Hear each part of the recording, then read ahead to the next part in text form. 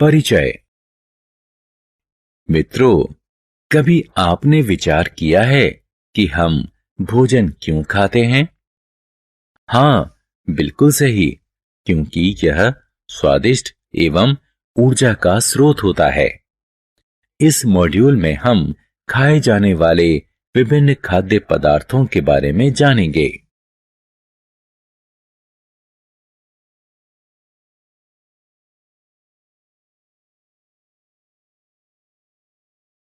उद्देश्य।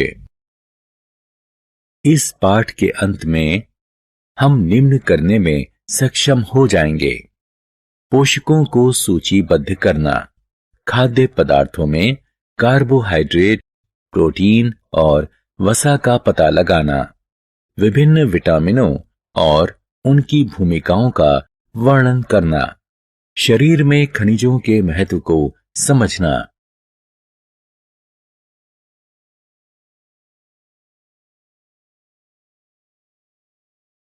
शरीर में आहारीय रेशों और जल के महत्व की व्याख्या करना, संतुलित आहार के महत्व की व्याख्या करना, हीनता जन्य रोगों को परिभाषित करना।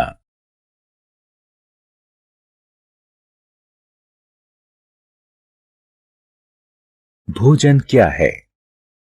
मित्रों, जब हमारी मां हमारे लिए दाल, रोटी, सांभर, इडली, चावल इत्यादि स्वादिष्ट भोजन पकाती हैं, तो हम रोमांचित होते हैं, है ना?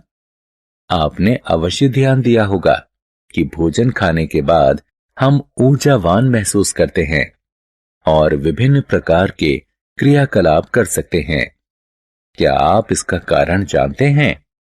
भोजन ऊर्जा और शारीरिक विकास करने वाले वे उन पदार्थों का वास्तविक स्रोत हैं जो हमारे क्रियाकलापों के लिए हमें जोश से भरपूर रखने और हमें स्वस्थ रखने के लिए आवश्यक हैं। इस तरह भोजन हमारे शरीर के लिए ईंधन का कार्य करता है और हम भोजन के बिना अधिक समय तक जीवित नहीं रह सकते हैं। भोजन के घटक। अब आप जानना चाहेंगे कि हम भोजन खाकर किस प्रकार से ऊर्जा प्राप्त करते हैं और भोजन हमारे शरीर के लिए ईंधन क्यों कहा जाता है। मित्रों, भोजन में मूल रूप से 5 घटक होते हैं। ये कार्बोहाइड्रेट, प्रोटीन, वसा, विटामिन और खनिज हैं। इनको सामूहिक रूप से पोषक कहा जाता है। हमारा शरीर ऊर्जा प्रदान करने के लिए भोजन पचाकर इन पोषकों को अवशोषित करता है। कुछ पोषक हमें बीमारियों से लड़ने में सहायता करते हैं। अब आप समझ सकते हैं कि हमारे माता पिता हमें पोषकों से भरपूर भोजन खाने के लिए क्यों जोर देते हैं। कार्बोहाइड्रेट।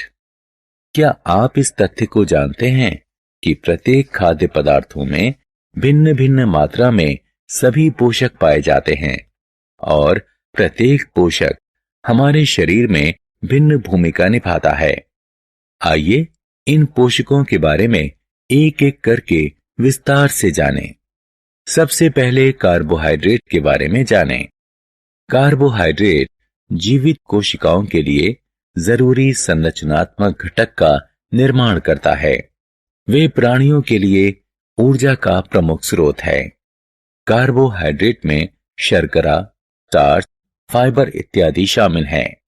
वे मुख्य रूप से गेहूं, चावल, आलू और मक्का में पाए जाते हैं। प्रोटीन। आपने अवश्य देखा होगा कि जो बच्चे दूध नहीं पीते हैं वे कमजोर हो जाते हैं और उनका शारीरिक विकास भी कम होता है, क्योंकि दूध में वृद्धि के लिए जरूरी प्रोटीन होते हैं। हमारे आहार में मांस, मछली, अंडा, दाल, पनीर और सोयाबीन प्रोटीन के कुछ महत्वपूर्ण प्रमुख स्रोत हैं। प्रोटीन का प्रमुख कार्य ऊतकों का निर्माण एवं क्षतिग्रस्त ऊतकों में सुधार करना है। कार्बोहाइड्रेट के अभाव में प्रोटीन को ऊर्जा के स्रोत के रूप में इस्तेमाल किया जाता है।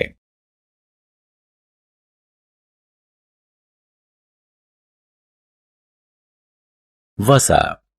मैं जानता हूं कि आप सभी को पिज्जा, बर्गर, पनीर इत्यादि बहुत पसंद हैं, लेकिन आपके मम्मी पापा ये सब नियमित रूप से खाने से रोकते हैं क्योंकि इनमें भारी मात्रा में वसा होता है। वसा हमें ऊर्जा प्रदान करता है। यदि हम इस ऊर्जा का इस्तेमाल नहीं करते हैं तो हमारा शरीर भविष्य में इस्तेमाल करने के लिए बॉडी फैट के रूप में भंडार बना लेता है। यही कारण है कि अधिक चिकनाई वाली चीजें खाने वाले लोग मोटे हो जाते हैं। वसा के प्रमुख स्रोतों में घी, मक्खन, पनीर और दूध है।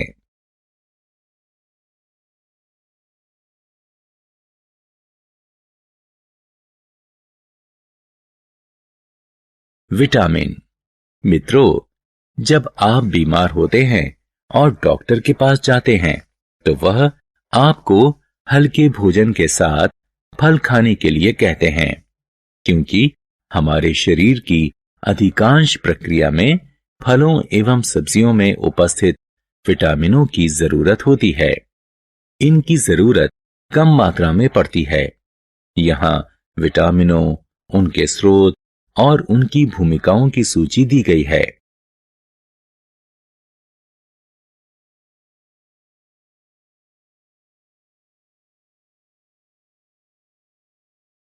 खनिज।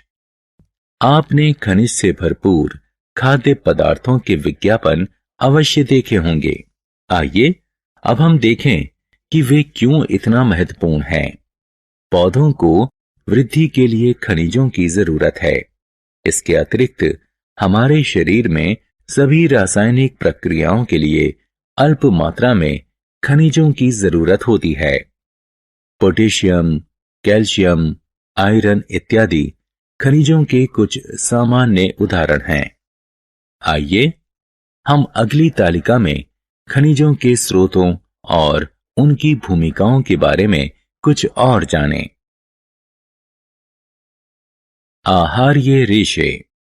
प्रिय मित्रों, क्या आप जानते हैं कि हमारे शरीर में पोषक तत्वों के अतिरिक्त आहार तंतु भी महत्वपूर्ण भूमिका निभाते हैं। इनको सामान्य रूप से रूक्षांश यानी रफेज के रूप में जाना जाता है। यहां आपके लिए यह जानना जरूरी है कि रूक्षांश हमारे शरीर को कोई पोषण नहीं प्रदान करता है, लेकिन इसका आयतन बढ़ा देते हैं। ये केवल पौधों में पाए जाते हैं। दाल, आलू, ताजे फल और सब्जियां रूक्षांश के प्रमुख स्रोत हैं। ये हमारे शरीर को अपचित भोजन से छुटकारा दिलाते हैं। जल। आइए अब हम जल के बारे में जानें, जो हमारे भोजन का भी महत्वपूर्ण घटक है। हमारा शरीर अधिकांश जल द्रव रूप में ग्रहण करता है।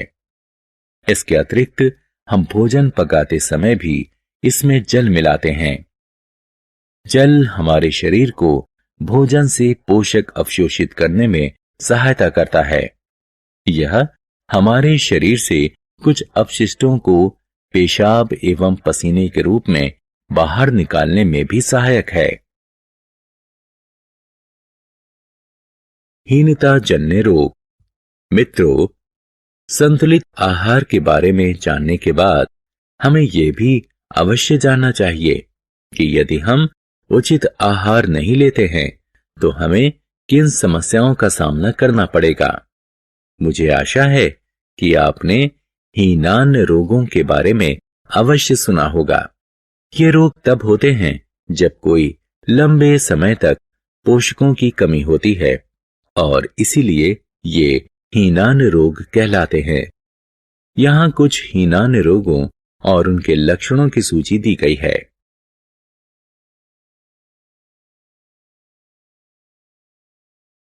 यहाँ कुछ हीनान रोगों और उनके लक्षणों की सूची दी गई है।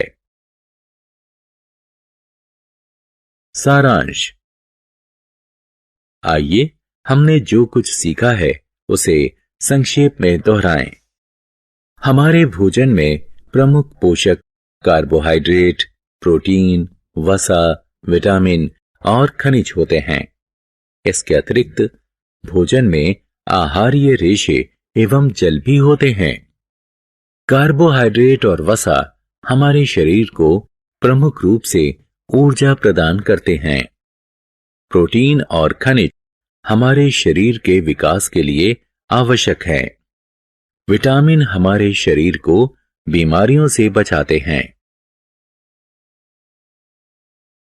संतुलित आहार हमारे शरीर के लिए आवश्यक समस्त पोषक उचित मात्रा में प्रदान करता है तथा साथ ही साथ रूक्षांश और जल भी प्रदान करता है। अगर हमारे भोजन में एक या अधिक पोषकों की कमी लंबे समय तक बनी रहे तो यह कुछ प्रकार की बीमारियों या डिसऑर्डर का कारण बन सकता है। इस प्रकार की बीमारियां हीनान रोग कहलाती हैं।